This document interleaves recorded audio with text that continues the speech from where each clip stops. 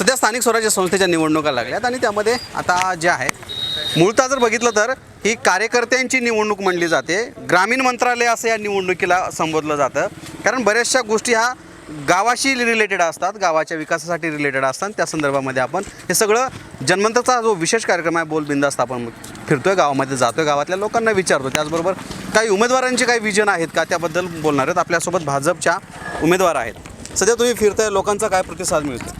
लोकांचा छान प्रतिसाद मिळतोय. त्यांच्या म्हणजे प्रचारादरम्यान त्यांच्या अडचणी त्या सगळ्या ते सांगतायत आणि त्यांचं असं म्हणणं आहे की नाही का, निवडून आल्याच्या नंतर आम्ही तुम्हाला आमच्या अडचणी घेऊन येऊ. त्यांचा पण विश्वास आहे तसा. सो छान प्रतिसाद मिळतो. छान. पंचायत समिती गणाला का तुम्ही? मग आम्ही तुमच्याबद्दल ऐकलं आहे, फार सर्वसामान्य घरातले आहात. सर्वसामान्य काय, हे निवडणूकच मुळात कार्यकर्त्यांची आहे. असं असताना देखील अभिमन्यू पवार साहेबांनी, जे की महाराष्ट्रामध्ये त्यांचं फार नाव आहे, फार मुरंबी राजकारणी म्हटलं जातं, कमी वेळामध्ये त्यांनी सगळं केलेलं आहे. असं असताना तुम्हाला उमेदवारी देण्याचं काय म्हणजे निर्णय घेतला त्यांनी? एक म्हणजे सर्वजण महिला एक बाहेर पडून मी काम केले सगळ्याचं. सरपंच पुरुष म्हणजे लेडीजला बी असलं तर पुरुषांनीच राज केले, परंतु मी महिला एवढी ग्रामपंचायत गुंतागुंतीची असते तरी पण मी स्वतः ग्रामपंचायत लढवली बी. 7 महिला उभा केली पुरुषाच्या विरुद्ध. मी पुरुषाच्या जागी थांबले आणि पुरुषाच्या विरुद्ध 7 महिला मी एकटीनं निवडून आणले. निवडून आणून ग्रामपंचायत मी स्वतः चालवली. म्हणजे स्वतः, म्हणजे दुसरं कोणाला नाही दिला? कोणालाच एंट्री नाही. माझ्या गावचे गुत्तेदार बी माझ्या गावात येऊ दिलेलं नाही. माझे स्वतःचे गाव मीच केले.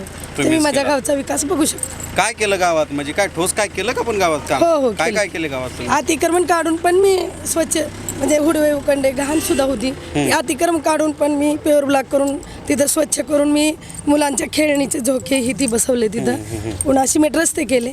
आणि आमचे अभिमन्यू पवार भैया तर शेतकरी रस्त्याचे जनकच आहेत. ते शेतीचे रस्ते मी पूर्ण केलेत. 25 वर्ष ज्या सरपंचांनी जेवढे गेले, तहसीलदार गेले, सगळे गेले, हात टेकले ते, तो रस्ता झाला तो मी केला. तुम्ही केला? माझ्या प्रश्नाचं उत्तर द्यायचं राहिलं. तुम्ही एवढे मोठे कार्यकर्ते होते ना, रांग लागली होती या तिकिटांसाठी, मग तुम्हाला का निवडलं असं म्हणतोय मी?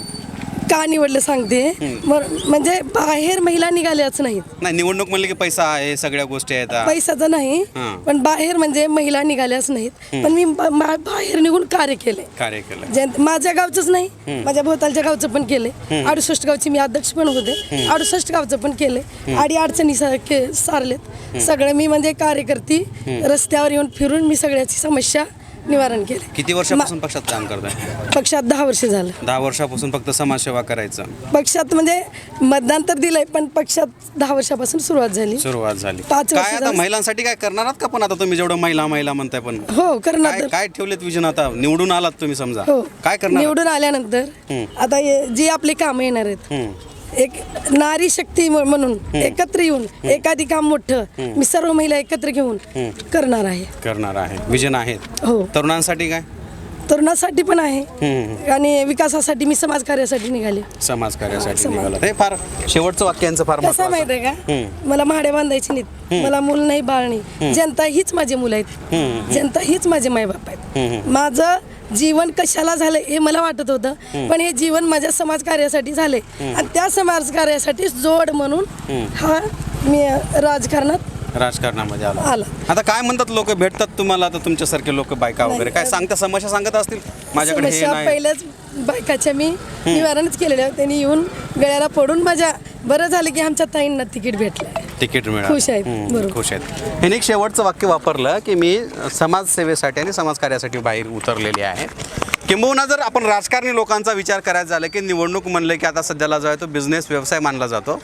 पैसे टाकायचे आणि पैसे काढायचे अशा पद्धतीचे असते. पण काही मोजके लोक असतात, ह्या महिला आहेत, ज्या पद्धतीनं त्यांनी माझ्यासमोर बोलल्या किंवा काही प्रश्नाची उत्तर दिली, त्यातून असं लक्षात येतं की बाबा जर उद्या ह्या जर निवडून आल्या तर ह्या गटाचं भविष्य ते कदाचित वेगळं असू शकतं. गावचा तर विकास केलाच म्हणतात, पण राहिलेली आता काय छोटे मोठे काम आहेत, महिलांचं सक्षमीकरण असेल, या सगळ्या गोष्टी करण्यामध्ये आम्ही पुढे राहू आणि आम्हाला विश्वास आहे जनता आम्हाला निवडून देईल असे. आणि त्याचपेक्षा सगळ्यात मोठं की चेनचे अभिमन्यू पवार आहेत, आमदार आहेत, महाराष्ट्रामध्ये त्यांचा बोलबाला आहे, विकास कामं फार करतात.